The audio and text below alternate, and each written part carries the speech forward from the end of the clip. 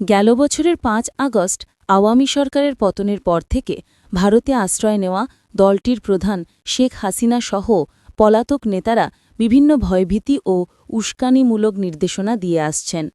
দেশের আইনশৃঙ্খলা পরিস্থিতি অস্থিতিশীল করা এবং জাতীয় নির্বাচন বানচালের লক্ষ্যে তারা নতুন করে চক্রান্তে লিপ্ত, এমন তথ্য উঠে এসেছে একটি বিশেষ গোয়েন্দা সংস্থার প্রতিবেদনে, যা ইতোমধ্যে সরকারের উচ্চ পর্যায়ে জমা পড়েছে।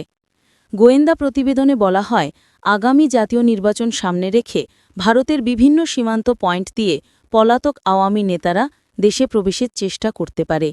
৩২টি সীমান্তবর্তী আসনে প্রবেশ করে ভয়ভীতি প্রদর্শন, সংখ্যালঘু ভোটারদের কেন্দ্রে যাওয়া ঠেকানো এবং সন্ত্রাসী গোষ্ঠী ব্যবহার করে সহিংসতা সৃষ্টির পরিকল্পনা থাকতে পারে।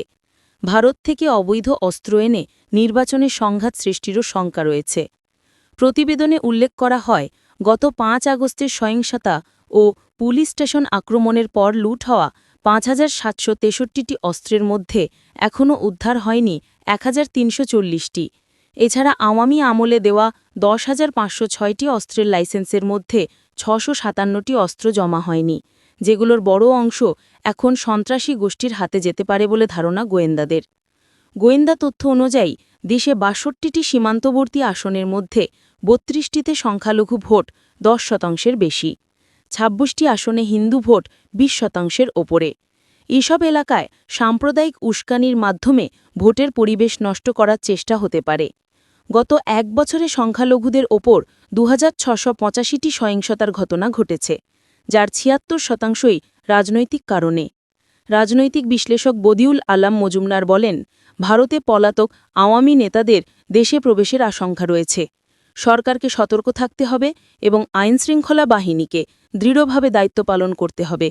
সাবেক আইজিপি আব্দুল কাইয়ুম মনে করেন, সঠিক প্রস্তুতি ও কঠোর নজরদারি থাকলে এই চক্রান্ত সফল হতে পারবে না।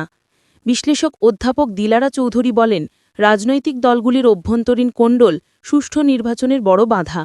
এআই চালিত ভুয়ো তথ্য ও ডিপফেক কন্টেন্ট ভোটে বড় ঝুঁকি তৈরি করবে, কিন্তু এই বিষয়ে নির্বাচন কমিশনের প্রস্তুতি নেই।